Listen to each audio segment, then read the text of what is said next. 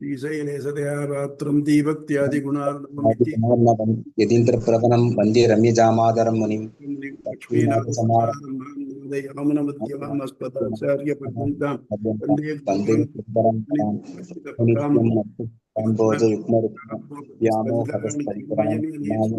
பகவதோஸ்ய தயைக சிந்தோ ராமானுஜஸ்ய शरणं பிதா तनया सर्वं नियमेन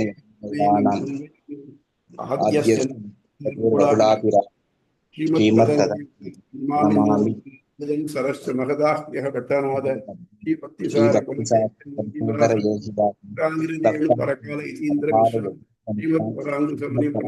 नित्यम् अखिल भुवनजन गंगादिलीले जनद श्रीनिवासे पाराचर्य वर्षतुक्ताब्दि संसाराग्नि विधिवन जगद प्राणात्म संजीवनी पूर्वाचार्य सुरक्षितां भगवती व्यागाद देवरक्षितां आनीतां निजाक्षरैः सुमनसो ब्रह्मा विभिन्नहं जत्सु रामानुजाय नमः परमयोगिने यस्रुति स्मृति सूत्राणाम् अंतर्ज्वरम् असीसमது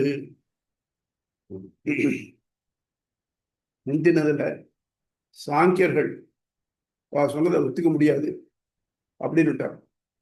ஏன்னா சொல்றது வேதத்துக்கு புறம்பா இருக்கு, அதனால ஒத்துக்க முடியாது அப்படின்னு விட்டாங்க.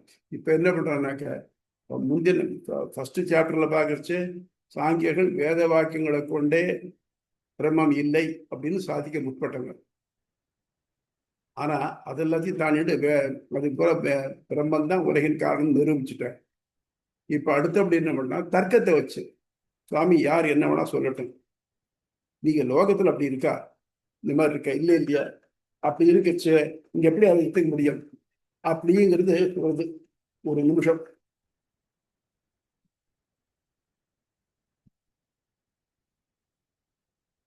ஹலோ.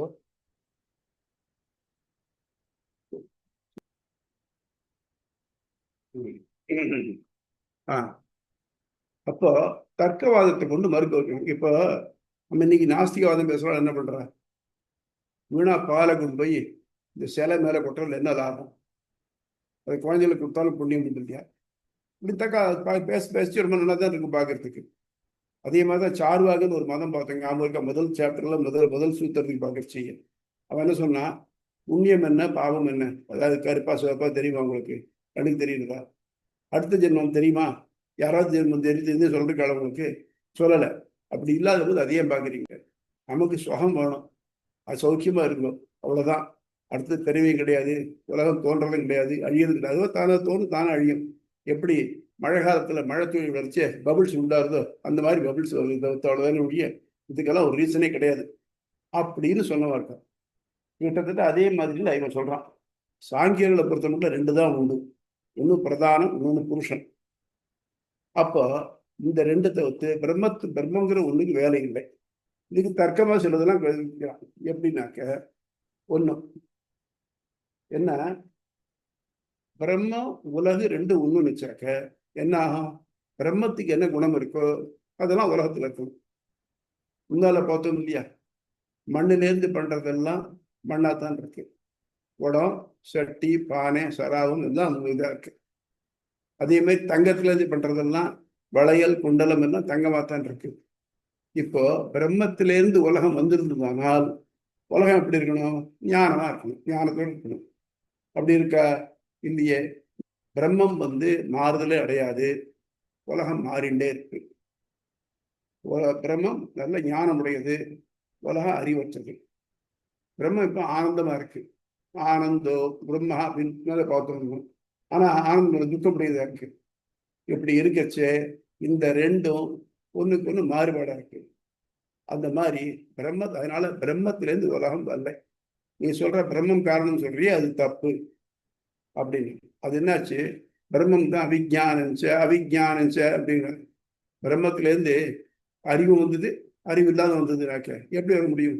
ஒரே பொருள்ல இருந்து ஒரு பொருள்ல இதான் இருக்குனாக்க அதுல இருந்து இனிப்பும் வருது, காரமும் வருதுன்னு சொல்ல முடியுமா? முடியாது இல்லையா? அந்த மாதிரி. அடுத்தபடி இன்னொன்னு, பிரளய காலத்துல என்ன பண்றது? இந்த உலகம் பூரா போய் பிரம்மத்துல போய் ஒடுங்கிறது. அப்போ நம்ம இந்த பாக்குறோமே இந்த உலகம், இந்த உலகத்தில் நிறைய தாழ்ச்சிகள் தான் இருக்கு, ஒண்ணு பாக்கி இல்ல. இந்த தாழ்ச்சிகள் எல்லாம் பிரம்மத்துல போய் சேர்றதுனாக்க பிரம்மம் தாழ்ந்தது நினைக்கும். நம்ம காவேரியில குளிக்கிறோம், ஆனா துணி எல்லாம் அரிசி எடுத்துன்னு வரோம், பளிச்சுன்னு இருக்கு. ஆனா மழை காலத்துல ஒரு சேரான ஒரு பாதையில போயிட்டு இருக்குச்சு, யாராவது ஒரு காரோ ஏதோ ஒன்று போய் வேற சேத்தை வாரி அடிச்சதுனாக்க இந்த சேர் மேல பட்டது நம்ம மேல தான் அழுக்கு படுறது. இந்த மாதிரி அழுக்காயிட முடியாது. அப்போ பிரம்மத்து மேல இந்த உலகம் எல்லாம் பிரம்மத்துல போய் ஒடுங்குறதுன்னு சொன்னேன்னாக்க இந்த அழுக்கெல்லாம் பிரம்மத்துல போய் சேருமா இல்லையா?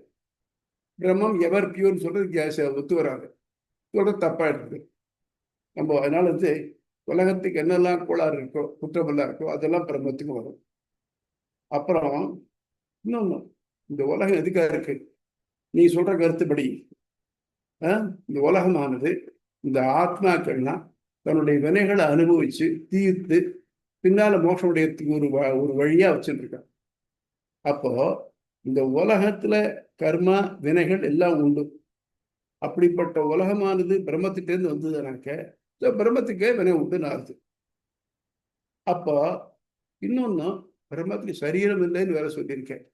எப்படி அப்படின்னாக்க அவன் கால் இல்லை வேகமா ஓடுறான், கை இல்லை எதுக்கு பிடிக்கிறான்னு சொல்றீங்க. இப்படிலாம் நீ சொல்றது பார்த்தாக்க நான் பிரம்மத்துக்கும் நீ சொல்றதுக்கும் இதுக்கு ஒத்து வராது போல் இருக்கே. அப்படி இருக்கச்சு இந்த உலகமானது பிரம்மத்தின் வேலை இல்லை அப்படிங்கிறத ஆணித்தரமா அவன் சொல்றான். இது புரியுறதா? எதிராளியோட கருத்து புரியுறது அது? எனி டவுட்ஸ் வெற்றி?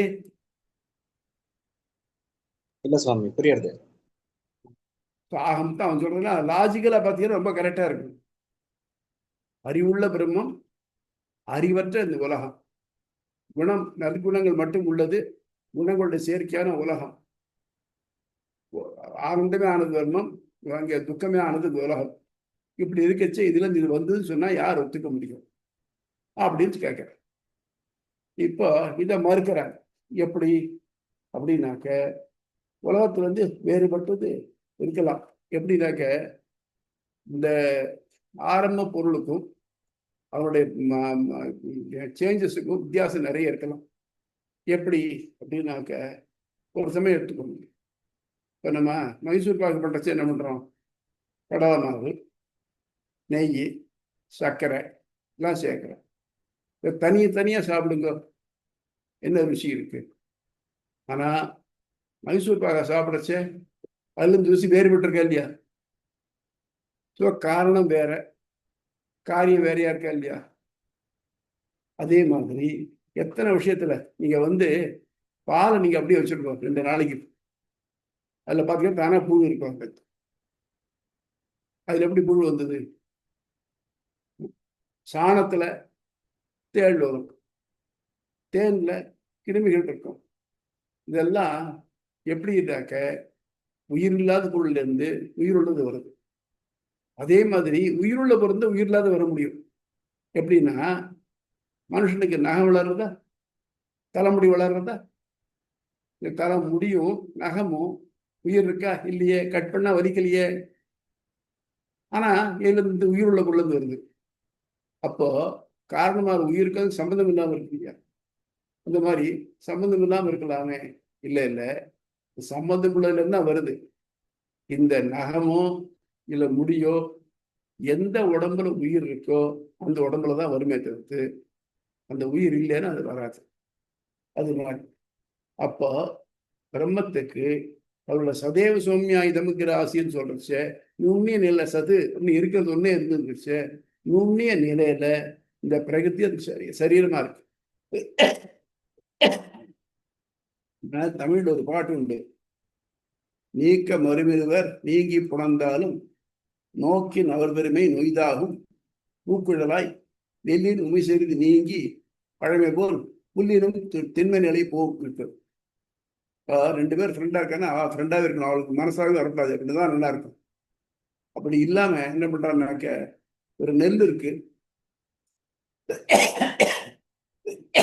நெல்ல இருந்து அந்த மேல இருக்க உண்மையை லேசா கொஞ்சம் பிரிச்சுப்படுறேன், திருப்பி ஃபெவிகால போட்டு நான் ஒட்டிடுறேன். கொஞ்சம் கூட வித்தியாசமே இல்லை. வித் ஹை ஹை இதுல டெக்னிக்கல் ஸ்கில்லோட ஒட்டிவிட்டேன். வித்தியாசமா கண்டுபிடிக்க முடியாது. இப்ப அது போட்டா அது முளைக்குமா? முளைக்காது. அந்த மாதிரி ஒரு நிமிஷம் அது விலகி திரும்பி சேர்ந்தாலும் கூட அது முளைக்காது. அது போல இந்த இதுல இருந்து நுண்ணிய நிலையில இருக்கச்சு இதெல்லாம் அது கூட சேர்ந்தே இருக்கு. முளைக்கிறது இது அரிசி. ஆனா எது எது மேல இருக்கிறது? நெல். இப்போ முளைக்கக்கூடிய அரிசி கண்ணுக்கு தெரியலையே, தெரியறது நெல்லுதான் தெரியுதுங்க. ஆமா, அதான் நுண்ணிலைன்னு பேரு. உள்ள அரிசியிலையும் உயிர் இருக்கணும். 3 வருஷம் ஆச்சுன்னா அது பிழைக்காது.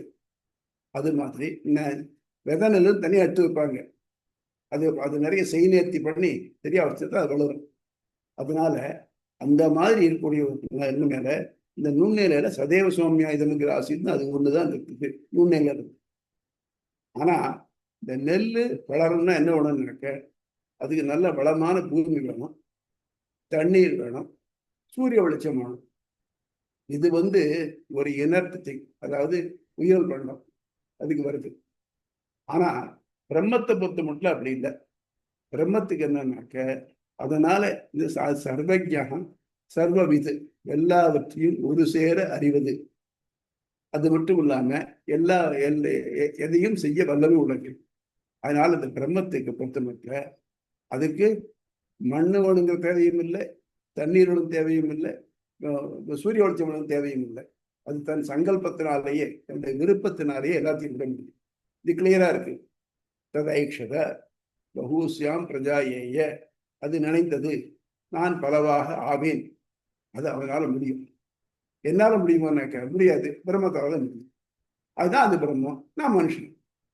ஆக இந்த மனுஷனை விட மேம்பட்டதா இருக்கிறதுனாலதான் மனுஷனுக்கு ஆத்மான்னு சொல்றோம், அதை பரமாத்மான்னு சொல்றோம், மேம்பட்டதுங்கிறது. அதனால அதுக்கு சில ஞான இதெல்லாம் உண்டு. எப்பவுமே ஞானம் எந்த நிலையிலும் குறைவுபடாத ஞானம் உள்ளது, நல்ல சக்தி உள்ளது. இதுக்கு ஆத்மாவுக்கு ஞானம் உண்டு, ஆனந்தம் உண்டு, சக்தி உண்டு. ஆனால் இதெல்லாம் அது எடுத்திருக்க உடம்புக்கு ஏற்ற மாதிரி குறைவுபட்டது. இது வெளிப்படாது. அதுக்கு எப்போலாம் வெளிப்பட முடியும்? ஒரு ஆத்மா என்ன உடம்பு எடுத்திருக்கோ அதுக்கு ஏற்ற மாதிரி தான் ஞானமும் சக்தியும் இருக்கு.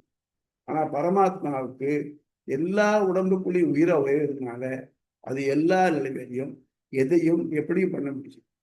எத்தனை திருப்பியும் சொல்லிட்டு. ஆனா வெளிப்படையா பாக்குறச்சு உயிர் தெரியலையே, உயிரே தெரியல, அப்புறம் பரமாத்மா உள்ள எப்படி தெரியும்? தெரியாது இல்லையா? அதைத்தான் சொல்றேன். அப்புறம் பருவநிலை வெளிப்படும். அந்த பழைய உதாரணம் தான்.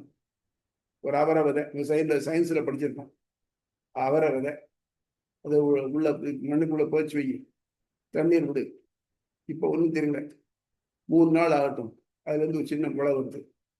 முளை வந்து ரொம்ப சின்னதா இருக்கு. ஓ, இது இத்தினும் தானே இருக்கு, இது எப்படி அவரைக்கொடி ஆகும் அப்படின்னு நினைக்கிறேன்.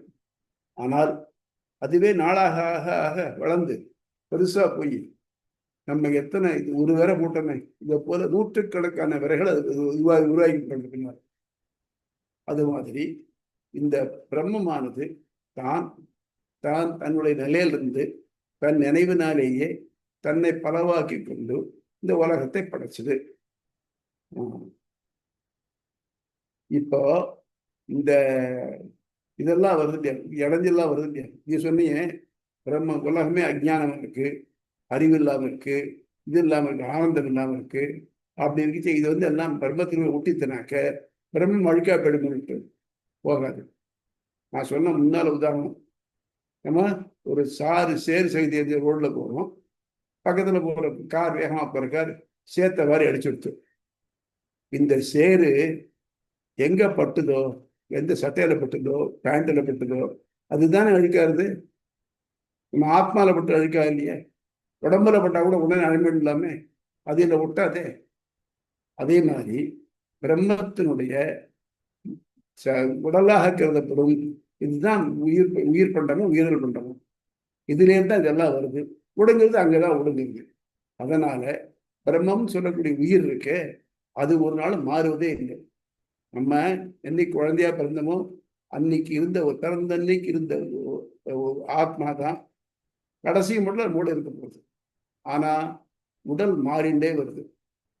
நன்னா இருக்க, நல்ல குழந்தையா பிறக்கிறார், இல்லைன்னா எல்லாம் சரியா இருக்கு, ஏதோ ஒரு ஆக்சிடென்ட் ஆகுது, கையோ காலோ போயிடுறது. அப்ப அதுக்காக உயிர் மாறிப்படுமா? போகாதே. அது போல பிரம்மம் மாறவே மாறாது. ஆனா உடல் மாறுதலுக்கு உட்பட்டது. அது மட்டும் இல்லாம ரொம்ப ஒரு அழகான டெஃபினேஷன் கொடுக்குறார். உடல்னா என்ன? உடல்ங்கிறதுக்கு என்ன லட்சணம், டெஃபினிஷன்? எந்த ஒரு பொருள் ஒருவரால் தாங்கப்பட்டு அவருடைய தேவைக்காகவே அவர் விருப்பப்படி செயல்படுகிறதோ அது அவருக்கு உடல். அதாவது ஏதோ ஒரு பொருள் இருக்கு, அது என்ன ஃபுல்லா டிபெண்டா இருக்கு, ஃபுல்லா அப்சல்யூட்லி டிபெண்டா இருக்கு. அது மட்டும் இல்லாம நான் என்ன விரும்புகிறேனோ அதுதான் அது செய்யறது, அது செய்ய முடியும். அந்த மாதிரி எது இருக்கோ அதெல்லாம் அவருடைய உடல். இந்த உலகம் போல பிரம்மத்தினாலே தாங்கப்பட்டு பிரம்மத்தினுடைய விருப்பப்படி செயல்படுறது. அந்தரையா பிராமணத்துல மொத்தம் இல்லையா? எது அதுக்குள்ள இருக்கோ, எது அது அறியாதோ, எதாவது அது நியமிக்கிறதோ அப்படின்னு பார்த்தோம் இல்லையா? இந்த மாதிரி உலகத்துக்கு ஒவ்வொரு பொருள்களையும் பிரம்மம் இருந்து அதை நியமிக்கிறது. அதனால அது அதுக்கு உடலா இருக்கு, அது அதுக்கு உடல். அதே போல் உலகம் யாவற்றையும் தாங்கி தான் விருப்பப்படி செயல்படுத்துகிறார் பிரம்மம். அதனால பிரம்மத்துக்கு இந்த உடல் உயிர் கூட உடலாகுது. ஏன்னா அதனால தாங்கப்படுறது, அதனால செயல்படுத்தப்படுறது. பகவத்கீதையில பெருமாள் சொல்றார், இஷ்டப்பியாகம் இகம் கிருஷ்ணம், இந்த உலகம் எல்லாத்தையும் நான் என்னுடைய சக்தியில ஒரு சிறு பகுதியாலே தாங்குகிறேன். சூத்திரே மணிகனா இவன். இதெல்லாம் எப்படி இருக்குனாக்க ஒரு நல்ல அழகான முத்து மாலை பார்க்கணும், நல்லா படிச்சு தெரியுது. நமக்கு என்ன தெரியுது? எனக்கு முத்து தெரியுது. ஆனா இந்த முத்து எல்லாத்தையும் கோத்து இருக்கக்கூடிய பின்னால் உள்ளுக்குள்ள இருக்க நூல் தெரியறதோ இல்லை. அந்த மாதிரி அந்த நூல் மாதிரி பகவான் இருந்துட்டு இந்த உலகத்தப்போ அவன் தாங்கணும். இந்த நூல் இல்லைன்னா கழுடு துருத்தியா விழுந்துடும். அது மாதிரி அவன் எல்லாத்தையும் தன்னுடைய சக்தியினால் தாங்கிட்டு இருக்கு. அந்த சக்தி அவனுக்கு இருக்கிறதுனாலதான் நம்ம இன்னைக்கு நம்ம செயல்பட்டு இருக்கோம். ஏன்னா அது வழி வாய்ப்பு இல்லை. இப்போ இவ்வளவுலாம் சொல்றேன் இல்லையா? உங்ககிட்டயே ஒரு குறைபாடு இருக்குன்னு பாருங்க. சாங்கிய தத்துவத்துல ரெண்டு தான். என்ன? பிரதானம் புருஷன். இந்த பிரதானம் அறிவற்றது, ஆனா அது செயல்படுறது, மாறுபாட்டுக்கு மாறிண்டே இருக்குது.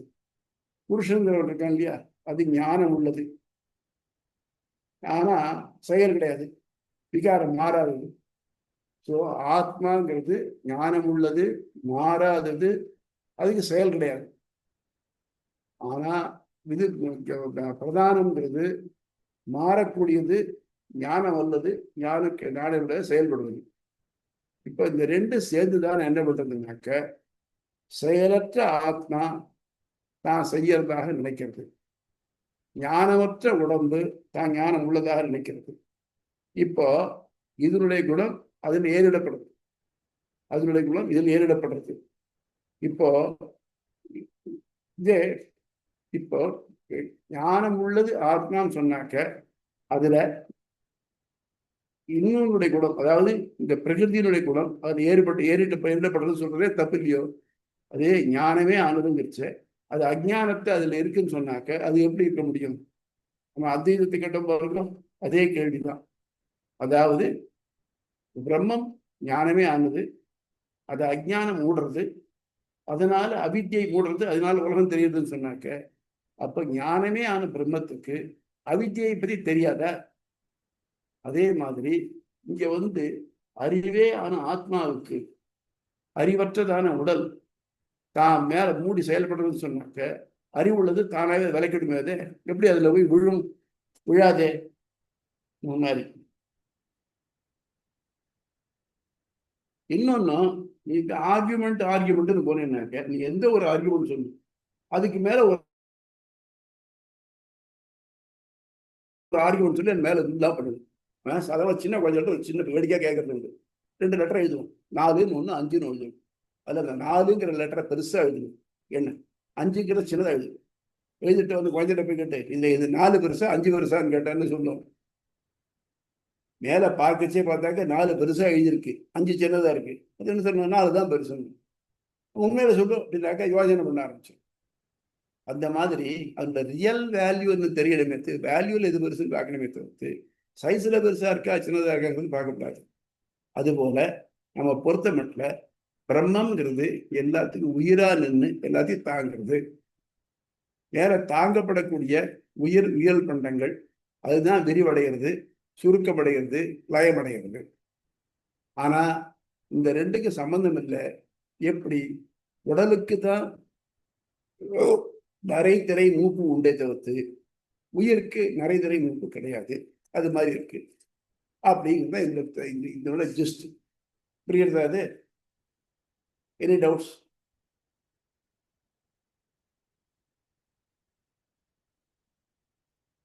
வெற்றி டவுட் உண்டா? இல்ல சுவாமி, கிளியரா இருக்கு. ரைட். இப்ப நம்ம புக்குக்கு போலாம். Page number 150. விலட்சணத்துவாதிகரணம் அத்தியாயம் 2 பாதம் 1 அதிகரணம் 38. இக்களத்தின் பெயரும் தொடங்கும். இதுவரை சுதிகளின் ஆதார வாக்கியங்களை காட்டி உலகின் காரணம் பிரம்மம் என்பதை மறுத்த சாங்கியர்கள் உலகியல் நடைமுறை தர்க்கம் இவற்றின் துணை கொண்டு வாதிடுகின்றனர். அவர்கள் கருத்துப்படி பிரம்மம் காரணம் எனில் அதன் காரியமான உலகு அதனின்றும் வேறுபட்டு விளங்குவது வெளிப்படை.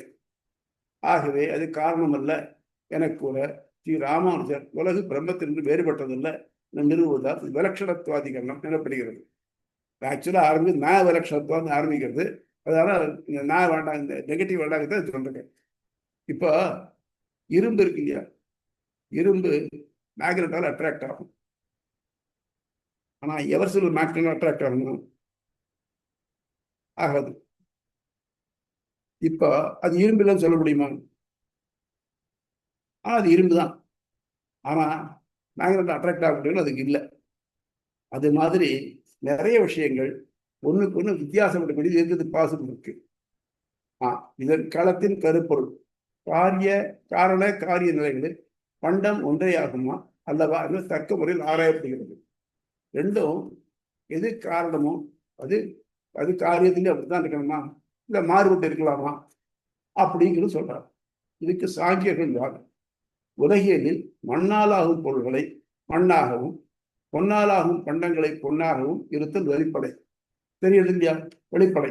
இதுபோல் முற்றறிகிற நாய் உள்ள பிரம்மமே உலகின் காரணமானால் அறிவற்ற பண்டங்கள் காரியமாக இயலுமா? நம்ம உலகத்திலே பார்க்கலாம். ஒரு நல்ல புத்தாலியா பெரிய ஒரு எக்ஸாம்பிளரி கேரக்டர் ஒருத்தர் ரொம்ப ஞானம் உள்ள இருக்காரு. அவருக்கு அசடா மக்கா ஒரு பிள்ளை பிறக்கிறது, அவர் தான் காரணம். ஆனா எப்படி காரியமாச்சு? ஆமா அப்படிதான் ஆறுது. ஏன்னு சொல்ல முடியாது. நம்ம அதுக்கு அந்த கர்மா தியரி வந்துடுது. கர்மாக்கு ஏற்ற மாதிரி பிறந்திருக்கு, அவ்வளவுதான் அப்படின்னு சொல்ற மாதிரி. மகாத்மா காந்தியினுடைய பிள்ளை பேர் ராஜீவ் காந்தி சொல்ல மறந்து போச்சு இருக்கு. அவர் என்ன பண்ணாருனாக்க மகாத்மா காந்தி எவ்வளவு அளவு ரொம்ப ரெஸ்ட்ரிக்டா ஆஸ்திரேலியா இருந்தாலும் அவர் அதெல்லாம் எல்லாமே மாறி போயிருந்து ஒரு சமயம் அவர் ட்ரெயினில் போயிட்டு இருந்துச்சு, அவர்கிட்டயே எவ்வளோ பிச்சை கேட்டான்னு சொல்லுவாங்க. அந்த மாதிரி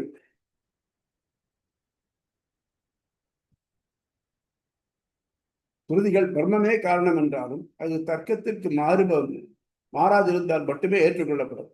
எனவே அறிவு செறிந்த பிரம்மம் அறிவு குறைபாடுள்ள ஜீவர்களுக்கும் அறிவற்ற உயிரல் பண்டங்களுக்கும் காரணமானது என்பது உபாது. என்ன பண்ணணும்? பிரம்மத்துக்கு அளவற்ற அறிவு, ஜீவர்களுக்கு அளவுள்ள அறிவு. அது எப்படி அறிந்து தர முடியும்? ஆனா ஜடப்பொருள் இருக்கே அதுக்குள்ள அறிவே கிடையாது. என்ன சார் நீங்க அறிவுள்ள பிரம்மத்துல இதெல்லாம் வந்து சொன்னாக்க ஒத்துக்க முடியுறதா அப்படின்னு?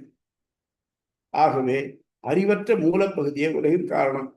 மேலும் உடல் தேர்ந்து அழியக்கூடியது, உடல் தொடர்பு வினையடியாக இருப்பது. பிரம்மம் காரணமாக இக்குற்றங்களும் அதுக்கு வந்து சேரும்.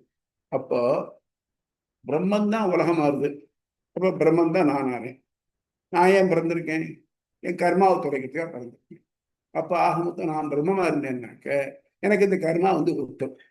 நீ என்ன சொல்ற? பிரம்மத்துக்கு கர்மா ஒட்டாதுன்னு சொல்ற. இப்போ இது ரெண்டும் ஒத்து வராது. ஆகவே பிரம்ம உலகத்துக்கு காரணம் இல்லை அப்படின்னு இக்களத்துல சூத்திரங்களும் அவற்றின் பொருளும் நான் விலட்சணத்துவ பதாத்வம் ச சப்தாத் இவ்வுலகு பிரம்மத்திலிருந்து வேறுபட்ட இயல்புகளை உடையதாலும் அவ்வேறுபாடுகள் வேதத்திலும் காட்டப்படுவதாலும் பிரம்மத்தை காரணமாக கொண்டதன்று. இது என்னன்னாக்க எதிராளியுடைய கருத்தை கோட் பண்றார்.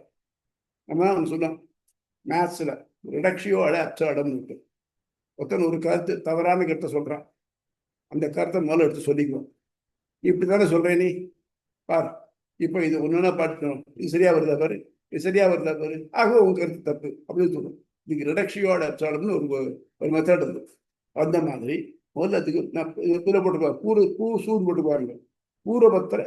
பூரபக்ஷ சூத்திரம் இவ்வுலகு பிரம்மத்திலிருந்து வேறுபட்ட இயல்புகளை உடையதாலும் வேறுபாடுகள் வேதத்தில் காட்டப்படுவதாலும் பிரம்மத்தை காரணமாக கொண்டதன்று. அதுக்கு அடுத்தது பூர்வபக்ஷம் தான். அபிமானி விபதேசஸ்து விசேஷ அனுகதீபியாம். இங்கு உயிரல் பண்டங்கள் அவற்றுள் நுழைந்திருக்கும் அபிமானி தேவதைகளால் உயிருள்ள பண்டங்களாக சிறப்பித்து கூறப்படுகிறது. இது ஒரு தியரி. என்னன்னாக்க ஒவ்வொரு பொருளுக்கும் ஒரு அபிமானி தேவதை உண்டு. சாதாரண வாக்கு கிளம்பியா வாய் சொல், அதுக்கு அபிமானி தேவதையை தெரியுமோ? அக்னி. அதனால்தான் ஒரு சில பேர் நெருப்பா வார்த்தை வருது வந்துட்டு இருக்கு. அதே மாதிரி கண்ணுக்கு அபிமானி தேவதை சூரியன். ஒன்னொன்னுக்கும் ஒரு அபிமானி தேவதை இருக்கு.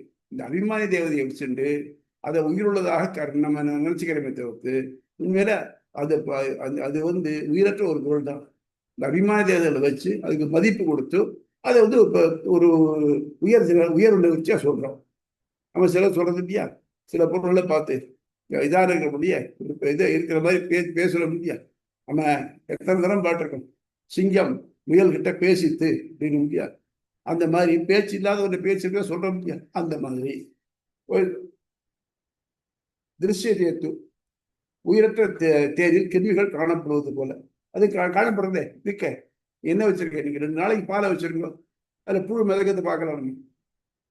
இப்ப அவளை நேச்சுரல் சயின்ஸ்காரங்களை கேட்டால் தெரியும், நம்ம உடலுக்குள்ள நம்ம எல்லாத்தையும் ஸ்டெரிலைஸ் பண்ணி அப்படி இப்படி எல்லாத்தையும் ஆர்வம் போட்டு யோகி போட்டு எல்லாம் சத்தியம் தெரியாமல். ஆனா நம்ம உடம்புக்குள்ளேயே millions and millions of bacteria இருக்கு. அந்த பாக்டீரியா இல்லைன்னாக்க நம்ம உயிரோடு இருக்க முடியாது. இந்த பாக்டீரியா தானும் சாப்பிட்டு நம்மையும் வாழ வைக்கிறது. இதுக்கு சிம்பியாசிஸ் சொல்லுவோம்.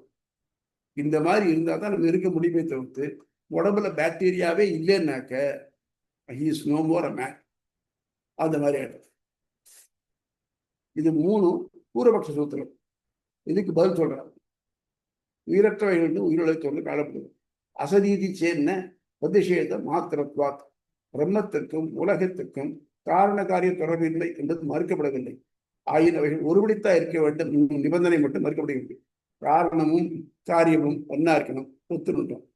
ஆனா என்னன்னாக்க இந்த 2க்கு தன்மைகள் மாறுபடலாமே. விதைக்கு என்ன தன்மை இருக்கு? அது ஒரு அச்சேதனமா ஒரு சின்னதா இருக்கக்கூடியது.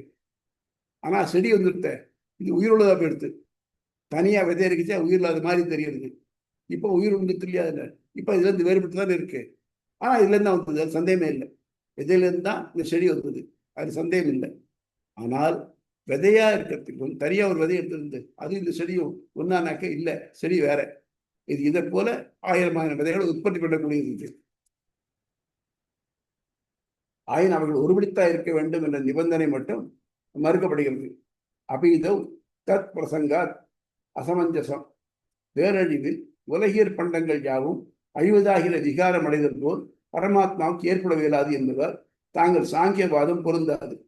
எல்லாத்தையும் அழியறதுன்னு சொன்னாக்க எது அழியிறது? வெளியில படைக்கப்பட்ட படல் தான் ஒழியிறது. இப்போ மண்ணிலிருந்து வயவன் இதை படைச்சான், இது குடம் சட்டி பானையை படைச்சான். இதெல்லாம் உடஞ்சி போச்சு. மண் அழிஞ்சு போச்சா? அழியலையே, அழிஞ்சது தானே. அந்த ஹிஸ்டரியை பார்த்து அந்த சைக்கிளை பார்த்தோம்னாக்க மண்ணிலிருந்து களிமண் பிண்டத்திலிருந்து குடம் பானை சட்டி வகைராக்கள், அதுக்கப்புறம் அது உடையப்பட்டு சில்லு, அது என்ன உடஞ்சுன்னா மண்ணா போயிடுறது. எதுல இருந்து வந்தது? மண்ணில் இருந்து வந்தது. எதில் உடங்குறது? மண்ணில் உடங்குறது. இப்போ இந்த பானையும் சட்டியோ உடஞ்சி சில்லாச்சுன்னு இருக்க மண் இல்லாமல் போயிடுறதா? இல்லையே. ஆனா சாணப்பட்டி மண்ணு தான். ஆனை சட்டி மண்ணு தான் சொல்லணும். அது உடஞ்சதுனாக்க உடஞ்ச சில்லுன்னு சொல்றது வந்து மண்ணுன்னு சொல்றது. அது திருப்பி பண்ண ஆரம்பிக்கலாம். அது திருஷ்டாந்த பாவா ஸ்ருதிகளில் காணும் காட்களாலும் உயிரர் பண்டம் உலகில் காரணமாக இருக்காது. எப்படி சார் வர முடியும்? உலகத்துல ரெண்டு இருக்கு. உயிருள் பண்டம் இருக்கு, உயிருள் பண்டமும் இருக்கு. உயிர் இல்லாத ஒண்ணுல இருந்து உயிருள்ள பண்டம் எப்படி வர முடியும்? வரத்துக்கு வாய்ப்பே இல்லையே. அதுக்கு ஏதாவது ஒரு சான்ஸ் இருந்தா தானே முடியும். பின்னால் இன்னும் இந்த பாயிண்டா வந்து இன்னும் அடுத்து ஆராய போறேன். எப்படி புல்லுல இருந்து பால் கிடைக்கிறது பாருங்க அப்படின்னு சொல்ல போறார். அதுக்கு பதில் சொல்ல போறார் எம்பெருமான. ஸ்வபக்ஷ தோஷாச்ச செயலற்ற ஆத்மாவும் அறிவற்ற பிரதானமும் சேர்ந்து உலகை படைக்கின்றன. இந்த தங்கள் கூற்றில் குற்றமுடையது. அது எப்படி சார் பாசிபிள்? ஆத்மா செயலப்படாது, அது நொண்டி, சும்மா இருக்கு. அதுக்கு ஒண்ணும் கிடையாது, ஞானம் மட்டும் உண்டு. இது இருக்க அறிவற்றது, பிரதானங்கிறது அறிவற்றது. ஆனா அது செயல்படுறது. எப்படி சார் அறிவற்ற ஒருத்தர் செயல்பட முடியும்? ஒரு இனத்தா இருக்கக்கூடிய ஒன்றும் எப்படி செயல்பட முடியும்? அதுக்கு செயல்படிய தூண்டுறதுக்கு ஏதாவது ஒரு ஏஜென்சி இருந்தாலும் எப்படி செயல்படும்? நம்ம ஃபேன் இருக்கு, இந்த ஃபேனுக்கு உள்ள எலக்ட்ரிசிட்டியை பர்மிட் பண்ணா தானே சுத்தம். அது அது இல்லாதவோ சுத்தமா? சுத்தாதே. சரி, இந்த எலக்ட்ரிசிட்டி தான் தானாவே வந்துருமா? இல்லை, எங்கேயோ ஒரு இடத்துல ஒரு சக்தி இன்னொரு எனர்ஜியா மாற்றப்படுத்து அது வருது. ஒரு ஹீட் எனர்ஜியோ இல்லை அதனுடைய பொட்டன்ஷியல் எனர்ஜியோ மாற்றி இப்படி வருது. இந்த மாதிரி ஒன்னொன்னு மாறி மாறி தான் வருதே தவிர்த்து தானா ஆஸ் இட் இஸ் அதுக்கே எல்லாம் இருக்குன்னு சொல்ல முடியுமா? முடியாது இல்லையா? அது மாதிரி தர்க்க பிரதிஷ்டானாதபி தங்கள் கருத்து தர்க்கத்தை மட்டும் ஆதாரமாக கொண்டு வேதத்துக்கு மாறுபாடாக உள்ளது. உங்க கருத்து இருக்கே, தர்க்கத்தை சொல்றேன் இல்லையா, தர்க்கம் எல்லா இடத்துலையும் நிற்காது. தர்க்கம் இல்லை. இப்போ இதுக்கு சொல்லணும், ஏன் இது காக்காய் இது பேரு அப்படின்னு கேட்டா சொல்லணும். அது காக்கான்னு கத்துறது, அதனால காக்காயின்னு பேரு. சரி, இதுக்கு ஏன் கிளின்னு பேரு? கீன்னு கத்துறது கிளி அப்படின்னு. இதுக்கே புறான்னு பேரு அப்படின்னாக்க இந்த தர்க்கம் அடிபடாதுங்க. எல்லா இடத்தையும் தர்க்கத்தாலே சொன்னா முடியாது. இன்னொன்னும், நம்ம எல்லா பொருள் இருக்கு இல்லையா, எல்லா பொருளையும் ஒரு காரணத்தோடய சேர்த்து சொல்ல முடியாது. எல்லா காரண பெயரா இருக்க முடியாது, சில இடுகுறி பெயரா இருக்கும். ஃபார் எக்ஸாம்பிள், இந்த பழத்தை காமிச்சது என்ன பழம் அப்படின்னா மாம்பழம் சொல்லுவேன். இது காரண பெயர். ஏன் மாம்பழம் சொல்றேன்? மாமரத்துலேருந்து வருது, அதனால அது மாம்பழம். ரைட்.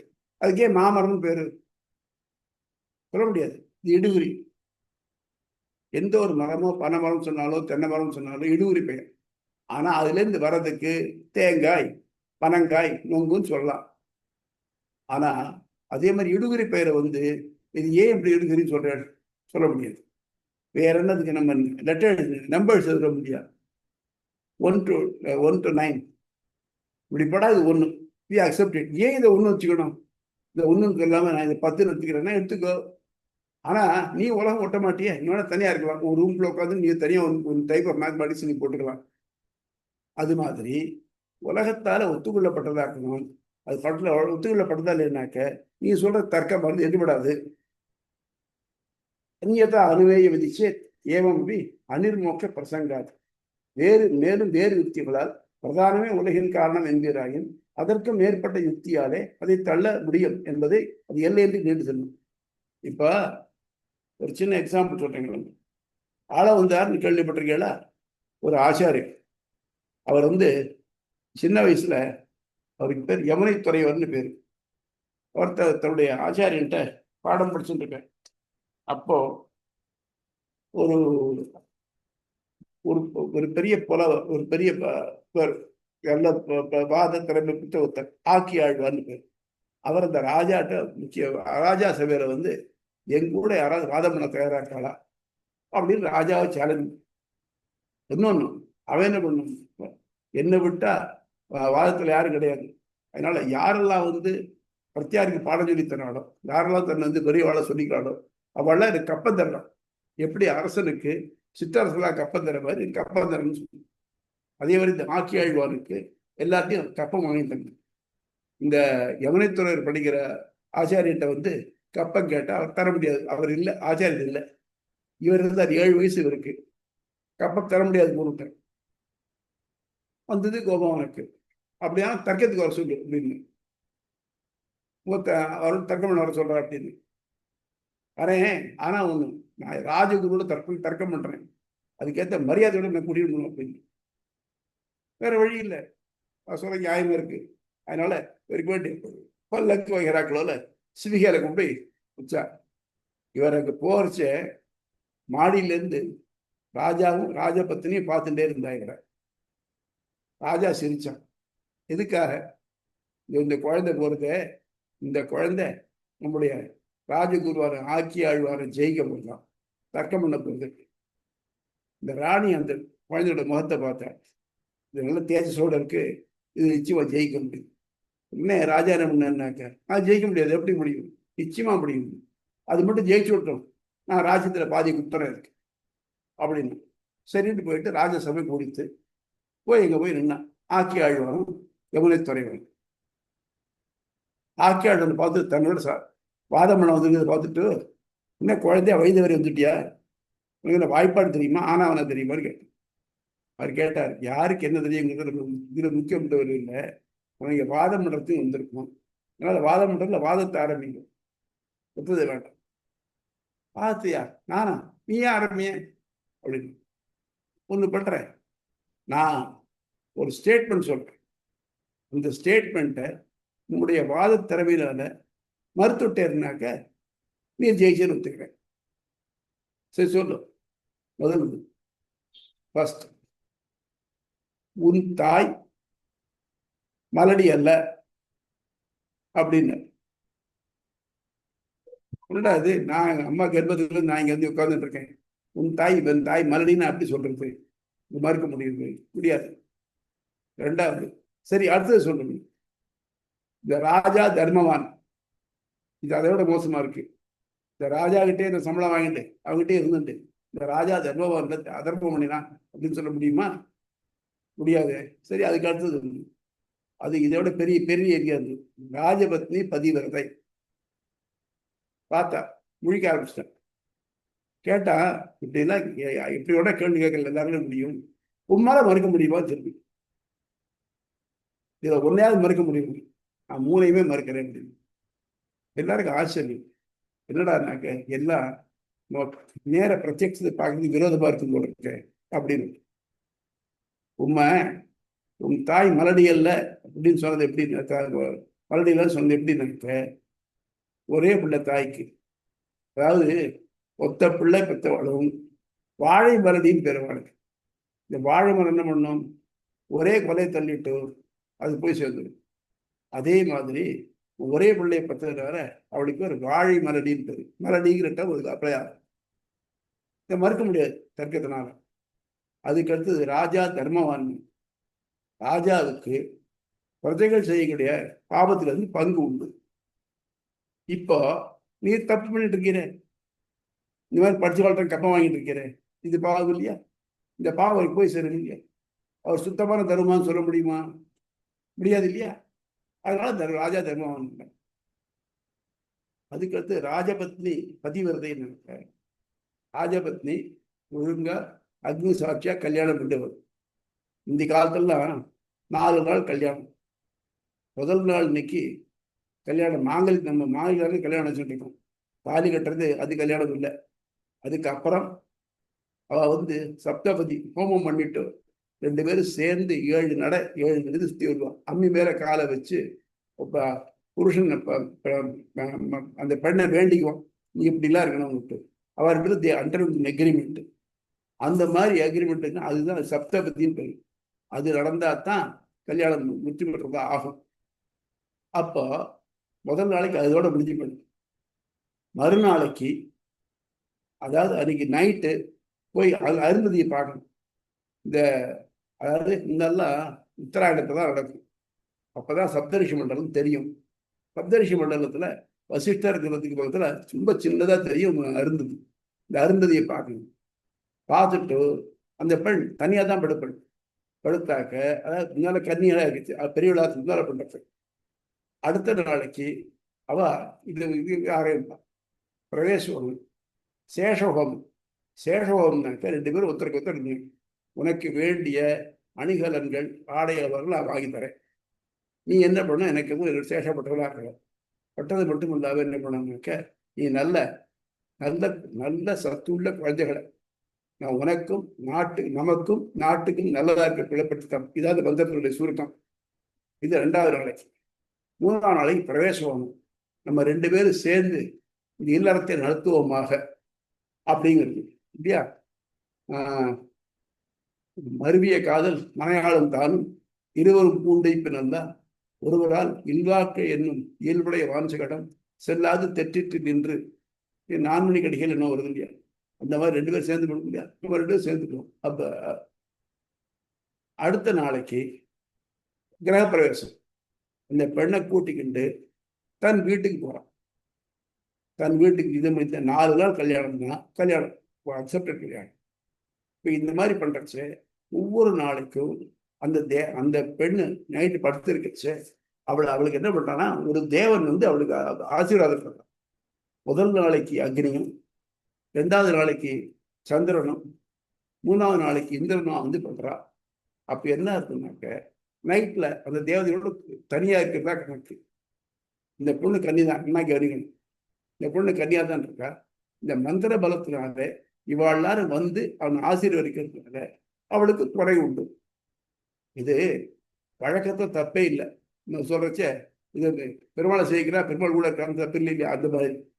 அதனால இந்த ராஜபதி இதை வச்சு பத்திரிகைன்னு சொல்ல முடியும். ஆனா இதனால யாருக்கு எந்த குறையும் வராது. அது சொன்ன உடனே பார்த்தா ஒத்துணுட்டான் ஆட்சியாய்.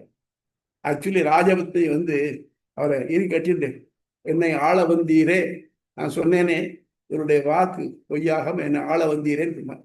அதனால அதுக்கு பிறகு ஆள வந்தாருன்னே பேராச்சு. எவரித்துறைங்கிற பேரே மாறி போய் ஆள வந்தாருன்னு பேராச்சு அப்படின்னு சொல்றார். அது மாதிரி நம்ம சொல்றச்சே எந்த ஒரு லாஜிக்கா இருந்தாலும் அந்த லாஜிக்கை இன்னொரு பவர்ஃபுல் லாஜிக்கால மாற்ற முடியும். ஆனா அது லாஜிக்ல இருக்கிறது அப்படிங்கிறதுனால மட்டும் ஒன்றும் உண்மையாக ஆகிடாது. பேஜ் 153 பேரா 5. இக்கருத்துகளுக்கு எம்பெருமானார் தரும் மறுப்பு. உயிர் பண்டங்கள் யாவும் பிரம்மத்தின் உடலே. காரண நிலையில் அவை பிரம்மத்துடன் ஒன்றி மிக நுண்ணிய நிலையில் உள்ளன. ஏகமேவ அத்விதீயம். முக்கியமான பாயிண்ட் என்ன அர்த்தம்? சதேவ சௌமியாயுதமபிராசி ஏகமேவ அத்விதீயம். இதை வளர்க்கவே கூடாது. ஒண்ணுதான் இருந்ததுனாக்க மற்ற இதுல இருந்து வந்ததுன்னா அதுல இருந்து வந்திருக்கணும். ஆனா அது மாறுபடாது. இது வரணும்னாக்கா அதுக்கு அட்ரிபியூட்டா இருக்கு அப்படிங்கிறது. ஆக பிரம்மத்தின் முனைப்பு பல பிராணிகளை படைப்பேன் என செய்வோன் காரணமாக நுண்ணிய நிலை நின்றும் பருநிலைக்கு மாறுகிறது. ஆக மொத்தம் இவருக்கு நான் செய்வேன் அப்படின்னு நினைப்பே போல். இந்த நினைப்பெல்லாம் என்ன இருக்குனாக்க சத்துன்னு சின்னதாக இருந்து இப்ப என்ன ஈஸ்வரன் ஒரு அடுத்த நிலைமையாக உள்ளதா ஆறுது. இப்படி மாறுபடுவது உடல் மட்டுமே. உயிராகும் பிரம்மம் மாறுபடுவதில்லை. அந்நிலை காரிய நிலை. இதனின்றும் உலகுகள் படைக்கப்படுகின்றன. எப்போ இது பருநிலைக்கு வந்தா தான் உலகம் படைக்கப்படுறது. பருநிலையில சதுரன்னு சின்னதா தெரிஞ்சது இப்ப வந்து அதோட இதெல்லாம் விட்டுட்டு ஸ்தூல நிலையில இருக்கு, பருநிலையில இருக்கு. அதனால அதனுடைய உடம்புல ஒட்டின்னு இருக்கக்கூடிய இந்த உலகம் உடலும் உயிரும் தான் காரணமா இருக்கு. இது நின்று உலகில் படைக்கப்படுகின்றன. ஆகவே பிரம்மம் தான் காரணம் என்பது ஸ்ருதிகளை தெளிவாக அறியப்பட்டுள்ளது. பிரம்மம் உயிர் ஆவதால் அதுக்கு உடலின் குறைகள் இருக்க தேவையில்லை என்பது வெளிப்படை. உலகியலில் உயிர்கள் தத்தம் நினைக்கேற்ற பிராணிகளை படைக்கப்படுகிறது. இந்த படைப்புங்கிற ஒழுங்கு எப்படி இருக்குனாக்க இன்னும் அட்ராண்டம் இல்லை, வால் எரிச்ச மாதிரி இல்லை. ஒவ்வொரு பிராணியும் அதனது வினைகளுக்கு ஏற்ப படைக்கப்பட்டிருக்கு. முக்கியமான வித்தியாசம் நமக்கும் வெஸ்டர்ன் இன்டெலிஜென்ஸுக்கும். வெஸ்டர்ன் இன்டெலிஜென்ஸ்ல ஒரே பிறவி, கடவுள் தான் படைக்கிறார், கடவுள் நேர்மையானவர், எல்லாத்தையும் ஒழுங்கா ஒரே லெவல்ல இருக்க சமமா இருக்கக்கூடியவர். அப்படி இருக்கிறச்ச எப்படி உலகத்துல ஒருத்தன் வந்து ஏழையாகவும் இன்னொருத்தன் பணக்காரனாகவும் ஒருத்தன் நோயாளியாகவும் ஒருத்தன் ஆரோக்கியமாக படைக்கப்படுறான் அப்படின்னு கேட்டா அது கடவுளுடைய இஷ்டம் இல்லை. அப்போ கடவுள் சமநிலை இருக்காதுன்னு கேள்வி. நமக்கு அப்படி இல்லை. கடவுள் வந்து நம்முடைய படைப்பை பற்றி கவலைப்படுறதில்லை. உனக்கு என்ன உண்டோ அதை நீ வாங்கிக்க அப்படின்னு அதுக்கேற்ற மாதிரி தான் படைக்கிறார், கர்மா வச்சது. ஆயினும் பிரம்மம் தன் விருப்பம் ஒன்றினாலே பல்கி பெறுகிறது என்பதால் வினை தொடர்பு என்ற கேள்வியே எழவில்லை. பகவான் என்ன பண்றான், தன் விருப்பத்துல எல்லாத்தையும் பண்றான். நம்ம பிறக்கிறச்சே நம்ம இன்னாருக்கு பிள்ளையா பிறக்கணும்னு சொல்ல முடியாது. அதே மாதிரி எனக்கு இந்த மாதிரி பிள்ளை ஒன்றும் நம்ம படைக்கவும் முடியாது. ஆனா பகவான் வந்து நான் இன்னாருக்கு பிள்ளையா பிறகு இருக்க முடியும். அவர் என்ன பண்ணான்னாக்க தசரதனை தன் தந்தையாக தெரிந்தெடுத்தான். தேவகியினுடைய வயிற்றில் சந்திரோதயம் ஆவது போல் கண்ணன் தோன்றினான். இதெல்லாம் சொல்றேன். அவர் தன் இஷ்டப்படி வர முடியும். ஸோ அவன் தன் இஷ்டப்படி வர்றதுனால அவனுக்கு விரை தொடர்பு கிடையாது. நமக்கு வேற வழி இல்லை, நம்ம வந்திருக்கோம், நம்ம விரை நாள் வந்திருக்கோம். இங்க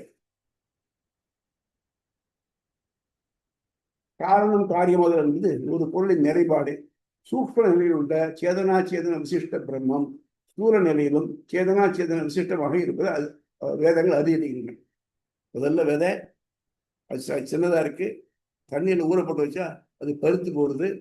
அது உள்ள இருந்துச்சுனாக்க 3 நாள் கழிச்சு இது வருது, மழை வருது. அதுல இருந்து அந்த செடி தான், அந்த விதை தான் இப்போ மழையா வந்திருக்கு. அந்த விதையா இருந்தது சூக்ஷ்ம நிலை, மேல செடியா வந்து இருக்கிறது ஸ்தூல நிலை. இக்களத்தால் அறிஞர்களுக்கும் கருத்து உயிர் பண்டங்களை தன் உடலாக கொண்டு நுண்ணிலையில் உள்ள பிரம்மம் பொருட்காரணம் நான் பலவாவேன் என்னும் முனைப்பு செய்வோன் காரணம் பிரம்மத்தின் எல்லாம் வல்லமை முற்றறிவு போன்ற பண்புகள் கருவி காரணம் என முக்காரணமும் பிரம்மே ஆகுது. வேதாந்தத்தில் சதேவ முதல்ல ஒண்ணுதான், ஏகமேவ 2வது காரணம், அத்விதீயம் 3வது காரணம். ஆக பிரம்மமே தானே பொருட்காரணம், தானே செய்வோன் காரணம், தானே கருவி காரணமாக ஆகிறது. அது முனைப்பு நான் பலவாக ஆவேன், பகுஸ்யாம் பிரஜாயேய, இந்த முனைப்பு இருக்கே அதுதான் செய்வோன் காரணம். நம்ம என்னதான் இருந்தாலும் நல்ல மரம் இருக்கு, கருவிகள் இருக்குனாக்க ஒரு தச்சன் எல்லாம் முடியாது, தச்சனுக்கு மரம் எல்லாம் முடியாது. ஸோ இந்த மரம் மாறி அவன் தானே பலவாக ஆவேன்னு சொல்றது அவனுடைய செய்வோன் காரணம், அவனுடைய பொருட்காரணமாகும். முனைப்பு நான் உலக படைக்கணும் படைக்கிறான் பாருங்க, இந்த முனைப்பு செய்வோன் காரணம். எல்லாம் வல்லமை முற்றறிவு போன்றவை கருவி காரணம். நம்மளால முடியலையேனாக்க அதனால முடியும். ஒன்றும் இல்லை சுவாமி, நான் இங்கே இருக்கேன், எனக்கு ஏதோ ஒரு பொருள் வேணும்னாக்க நான் என்ன பண்ணுறேன், வேற அமெரிக்காவுக்கு ஒருத்தர் கூப்பிட்டு எனக்கு இந்த பொருள் வேணும், நீ வாங்கி அனுப்புறீரா அப்படின்னா அனுப்புறாரு. இப்போ எதனால, எனக்கு அவர் அங்கே இருக்கார், அது செய்வார்னு அறிவு இருக்கு.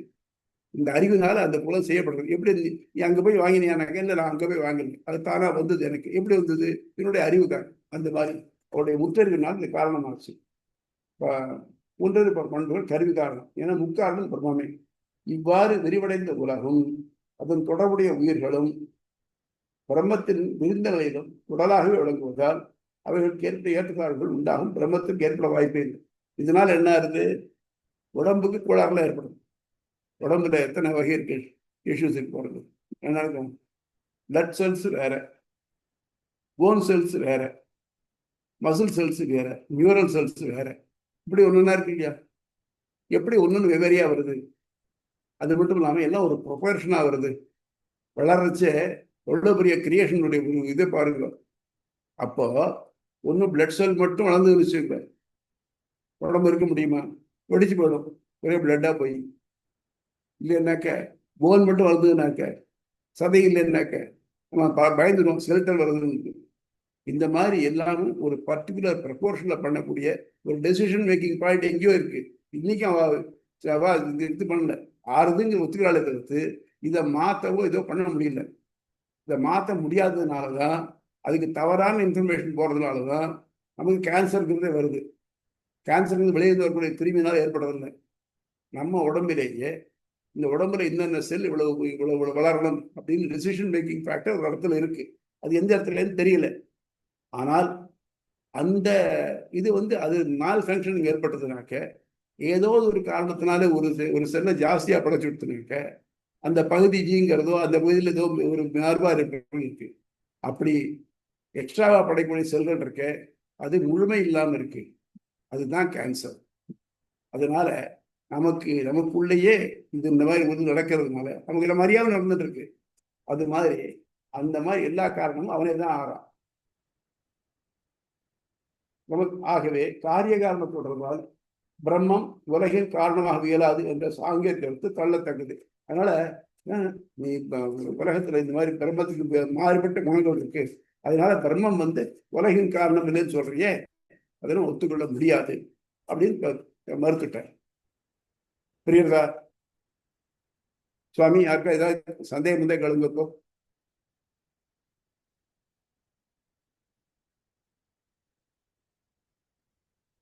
சேசம் ஃப்ரீ டிஸ்கஷன். இது லாஜிக்ல ஏதாவது சந்தேகம் வருதாலும் கேளுங்க.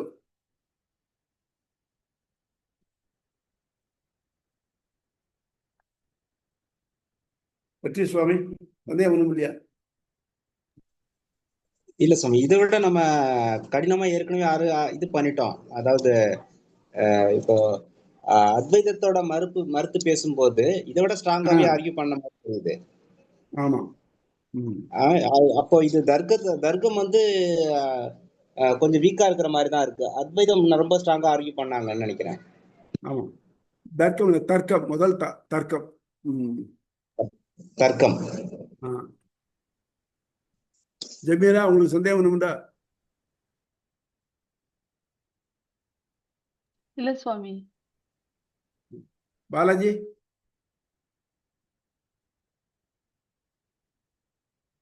சுவாமி, I was on mute. இல்ல சுவாமி, மியூட்ல இருந்ததுனால மியூட்ல அப்படியே பேசிட்டு இருக்கேன் Swami. No Swami, it's very clear. இல்ல சுவாமி, அது எனக்கு கிளியர். நம்ம அடுத்த அதிகாரத்துக்கு போகலாமா? அடுத்த அதிகாரம் தான் நம்மனாக்க இப்போ முதல்ல பார்த்தோம் பாருங்க, அதுக்கு அடுத்த முதல் அதிகாரத்துல அதை தள்ளின மாதிரி அடுத்த அதிகாரம் எப்படி சாங்கியம் தள்ளினமோ அதே மாதிரி நையாயிகம் தள்ளிட்டோம் இல்லையா, அதே மாதிரி தான் வரக்கூடியது.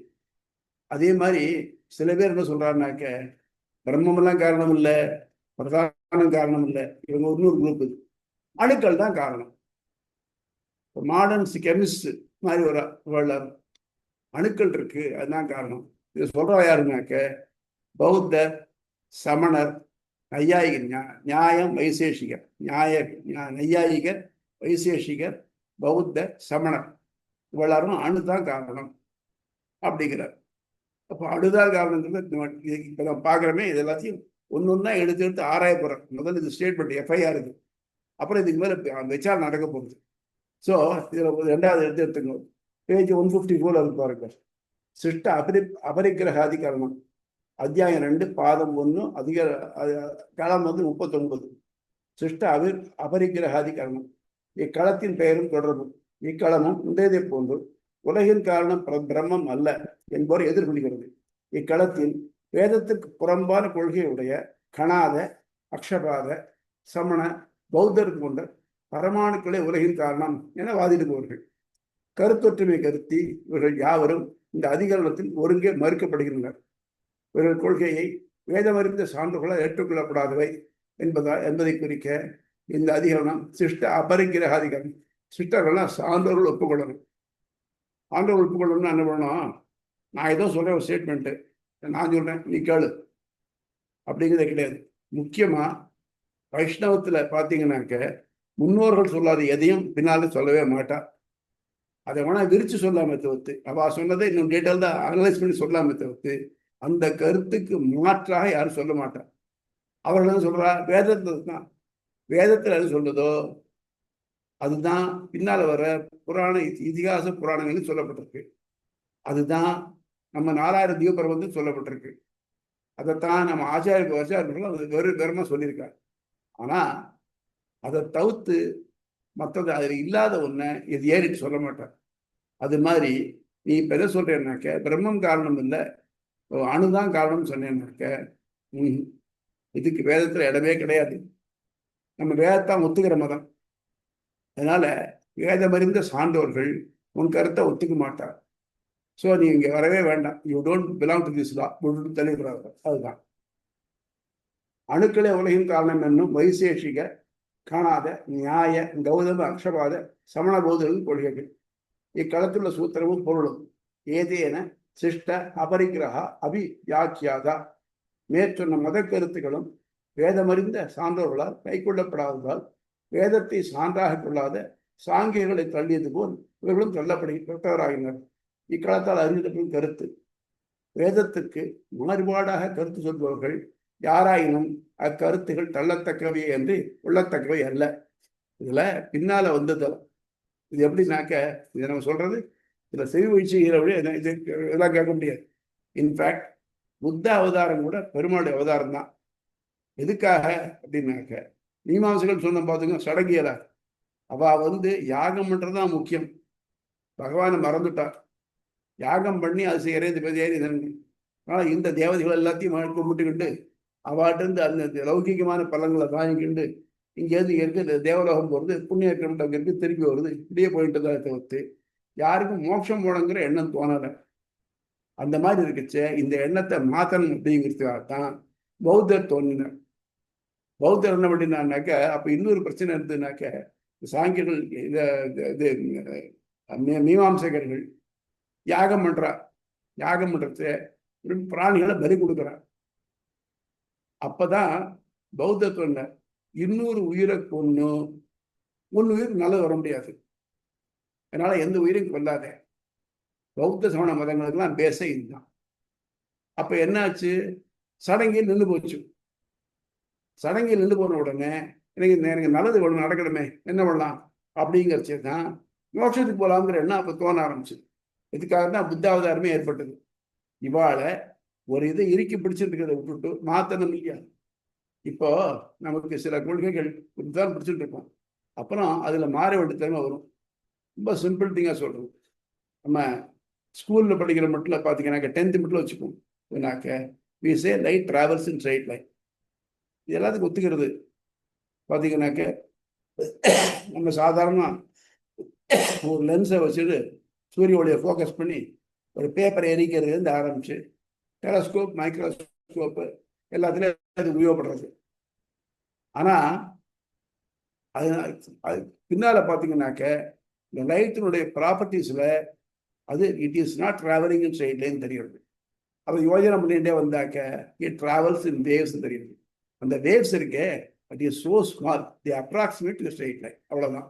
ஆனால் உண்மையான என்னன்னாக்க தி ட்ராவல்ஸ் இன் வேவ்ஸ். ஸோ இப்போ உண்மை நிலை என்ன, லைட் ட்ராவல்ஸ் இன் வேவ்ஸ். அப்போ இதுக்கு மேலே போனால் தானே தெரியும். அது இல்லாமல் கீழோட நிட்டோம்னாக்க light travels in straight line, straight line போடும். அதே மாதிரி மீமாம்சகர்கள்லாம் வேற ஒன்றும் பண்ண வேண்டாம். ஐயா மனுஷனா இருக்கேன் இல்லையா, கஷ்டமா பட வேண்டாம், நீ தேவனா போய் சொல்லிவிடு, திரும்பி வந்துடு. ஏன்பா இங்கே போனாலும் எத்தனை நாள் ஆகும்?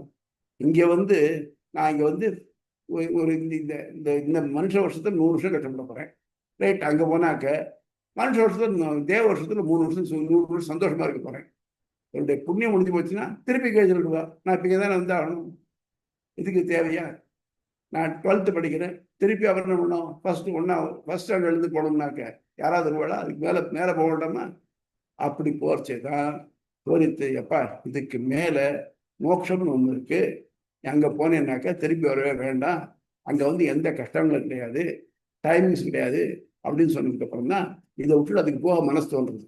இல்லைன்னாக்க திருப்பி இதில் தான் இருக்கும். இன்னைக்கு உலகத்தில் இருக்கிற நிறைய பேர் பணம் சேர்த்து வச்சுக்கிறாங்களே, எதுக்காக? என்னமோ நம்ம பணம் எல்லாத்தையும் காப்பாற்றிடணும்னு நினைச்சிட்டு பண்றாங்க. ஆனால் உண்மையாக பண்ணுறதோ இல்லையா? அது மாதிரி தான். இப்போ இந்த பணத்துலேருந்து இந்த எண்ணத்தை மாற்றணும்னாக்க என்ன பண்ணணும்? சான்றோர்களை போய் கேட்கணும், என்னையா எவ்வளோ பணம் வச்சிருக்கேன், இப்போ எனக்கு இதுதான் பிரச்சனையே ஆறுது. ஒரு சின்ன எக்ஸாம்பிள் சொல்கிறேங்க. நான் விழுப்புரத்தில் ரொம்ப நாள் வேலை செஞ்சுட்டு இருந்தேன். என்கிட்ட ஒருத்தர் வேலை செஞ்சுட்டு இருந்தார், ஒருத்தர் ஒரு பெயிண்டர் இருந்தார். அவர் நல்லா ஆஜானுபவம் இருப்பார், நல்ல உயரம் பருமனாக இருப்பார், ரொம்ப வாயாடுவார். நான் விழுப்புரத்தெல்லாம் விட்டு கொஞ்சம் நாள் கழிச்சு நான் டெல்லிக்கு போயிட்டேன். ஒரு 4 வருஷம் டெல்லியில் இருந்தேன். ஒரு தடவை டெல்லியிலேருந்து நான் திரும்பி இங்கே வந்துட்டு இருக்கேன். இங்கே ஸ்ரீரங்கத்துக்கு வரதுக்காக வச்சு எக்மூரில் பல்லாவண்டில் ஏறி வந்துட்டு, அப்போ ஒரு மெலிந்த ஒரு ஆத்மீய ஒருத்தர் சார் சொரிமா இருக்கீங்களா, இப்படி இருக்கீங்க? நான் கேட்டேன், நீங்கள் யாரு தெரியலையா? நீங்கள் இல்லை சார் எனக்கு தெரியலையா, நான் தான் பெயிண்டர் கந்தசாமி. என்ன ஆச்சு உங்களுக்கு? அங்கே அடிச்சா 5 ஆள் பண்ணலாமா இருந்தீங்க, அப்படி இருக்கீங்களே? ஒன்றும் இல்லை சுவாமி, நான் ஒரு 10 ரூபா கொடுத்து டிக்கெட் வாங்கினேன், லாட்ரி டிக்கெட் வாங்கினேன். பூட்டான் லாட்ரி 1 கோடி ரூபா. எனக்கு 1 கோடி ரூபாய் விழுந்தது. இப்போ சந்தோஷமான இருக்கணும். இல்லை சுவாமி, வந்த நாள்லேருந்து நான் இன்னைக்கு போயிட்டு இப்போ எவன் என்ன கொண்டுடுவான்னு தெரியல, எங்க வைக்கிறது தெரியல. ஒருத்தரும் என்னை போட்டு பிச்சு பிடிக்கிறாங்க, வீட்டுக்குள்ளே போக முடியல, என்னால ஒழுங்கா சாப்பிட முடியல அப்படின்னு. அதனாலதான் தெரிஞ்சுட்டேன் இந்த பணம் வந்து எவ்வளவு படுத்து தொந்தரவு பண்றதுன்னு. நமக்கு அளவோடு இருந்தா தான் அது நல்லா இருக்கும். அளவு இல்லாம பிரச்சனை தான் வரும். இப்ப நம்ம இழந்தாக்க அவன் ஈடி வந்து நீ எப்படி சம்பாதிச்சுன்னு போது கொஸ்டின் பண்ணிட்டே இருக்கும். நம்ம நல்லவே சம்பாதிச்சா கூட மற்ற பேர் பார்த்துல இன்னார் வீட்டுல ஈடி சேர்க்கறதுனாக்க அவங்க பத்தி ஒரு தப்பான அபிப்பிராயம் ஏற்படும். அங்கே வச்சாக்க திருட முடியணும், அது பண்ணுவோம் இதுவாகுமோ அப்படின்னு யோஜனை பண்ணிட்டு தூக்கம் வராது. அதெல்லாம் இல்லாம நாட்டம் தூக்கிட்டு இருந்தா தொந்தரவே இருக்காது. அது மாதிரி ஒன்னொன்னுமே எந்த லெவலுக்கு மேல போச்சுன்னா அடைஞ்சலாத்தான் இருக்கும். அதுக்கு நல்ல வழி என்னன்னு பகவான்கிட்ட போய் அடையிறது தான் எதுக்கு நம்ம வித்தியாச வழி. அது சொல்றதுக்கான வழி அது தெரியணுங்கிறதுக்காக தான் இவாள மீமாம்சங்களை சைட் ட்ராக் பண்ணணுங்கிறதுக்காக தான் பெருமாளை புத்தாவதாரம் பண்ணிங்க அப்படின்னு சொல்றோம். புரியுதா? ஹலோ, புரியுதா?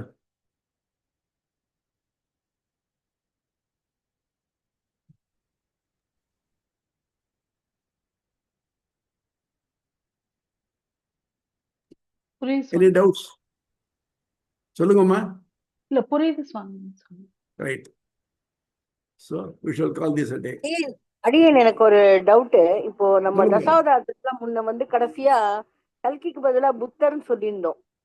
இப்பதான் கல்கி சொல்லி புத்த கல்கி ராம பலராமன் சொல்றது போல புத்த கல்கி. Okay okay. அது பலராம போல புத்தன்னு சொல்லிட்டு இருக்கோம். ஆமா, ஏன்னா நவராத்திரி பொம்மையில கூட முன்னக்கு புத்தர் இருந்த மாதிரி எனக்கு ஒரு ஞாபகம். அதனாலதான் சரி நீங்க இப்ப சொன்ன உடனே எனக்கு அது ரீகால் ஆச்சு. அதனாலதான் கேட்கலாம். பௌத்த அதுக்கு மோகசாஸ்திர பிரவர்த்தகன்னு நமக்கு நம்ம சம்பிரதாயத்துல பேரு அவருக்கு. அவர் இதுல இருந்து இப்ப இந்த ரைட்ல இருந்து இது பண்ணார், டிஸ்ட்ராக்ட் பண்ணினார். அதுக்காக பண்ணினார். அதே மாதிரி நம்ம சிதம்பரம் ஸ்தல புராணத்தை பார்க்கச்சே அப்படித்தான். இந்த தாருகாவனத்து ரிஷிகள் எல்லாம் யாகம்தான் மெயின், பிரம்மத்தை பத்தி கவலையே இல்லை. அப்போ அவள்லாம் அப்படி யாகமா பண்ணிட்டு இருந்தாங்கன்னாக்க பிரம்மத்தை மறந்து போயிட்டாங்கனாக்கா அது தெரியணுங்கிறதுக்காகத்தான் அவர் பிக்ஷாடனரா வந்து அவளுக்கு வழியெல்லாம் சொல்லி கொடுத்தான்னு சொல்லுவாரு. அதனால வந்து நோக்கம், அல்டிமேட் கோல் வந்து மோட்சம் அப்படிங்கிறத விட்டுட்டு மற்றதுல போனோம்னாக்க நம்ம சைட்ராக்கா எதுவும் சுழண்டுட்டே இருப்போம், திருப்பி சுழண்டு வந்துட்டு இருப்போம். சரியா சுவாமி? ஒரே ஒரு சின்ன இந்த அணு தேரி இருக்கு இல்லையா, அணுக்களால் ஆனதுன்னு சொல்லிட்டு அந்த மட்டும் ஒரே லைன்ல அவளை மறுத்துடுறோமே, வேதத்துக்கு மறுப்பானதுங்கிறதுக்காக ஏன் இப்படி பண்ணணும்? ஏன்னா அது மாதிரி அதுக்கு ஏன் வந்து விவரமா கேட்ட நீங்க ஒண்ணு 2 அதிகாரம் வெயிட் பண்ணிட்டு இருக்கோம். இந்த அத்தியாயத்தை 2வது பாதத்துல இந்த டீட்டெயில் தான் ஒன்னொன்னு தனித்தனியா எடுத்து இப்ப வேற எல்லாருக்கும் வெறும் இன்ட்ரோடக்ஷன் மட்டும்தான் கொடுத்துருக்காரு. இப்ப அடுத்தபடி ஒன்னொன்னு எடுத்துக்க போறார். யார சாங்கியன்னு தனியா எடுத்துக்க போறார், இந்த அணுக்குள்கை கால தனியா எடுத்துக்க போறார், பௌத்த சமண மத கால தனியா எடுத்துக்க போறார். இவ்வளவு எடுத்துக்கிட்டு இவா மாதத்துல ஒரு கோளாறு என்னன்னு காமிச்சு அது செல்லாது சொல்ல போறார். முதல்ல இன்ட்ரோடக்ஷனா கொடுத்துடுறாரு. புரியுதா? ஓகே ஓகே, புரியுது சாமி, புரியுது சாமி. ஆழ்வாரின் பெருமானார் ஜிய திருவிழை சரணம், ஆச்சாரிய திருவிழை சரணம். தஸ்மை ராமானுஜாரியாய நம பரமயோகினே யஸ்துதி ஸ்மிருதி சூத்ராணாம் அந்தர்ஜ்வரம் வசீசமதே ஸ்ரீமதே நாராயண. அடியன் தாசன் சுவாமி. அடியன் தாசன். அடியன்.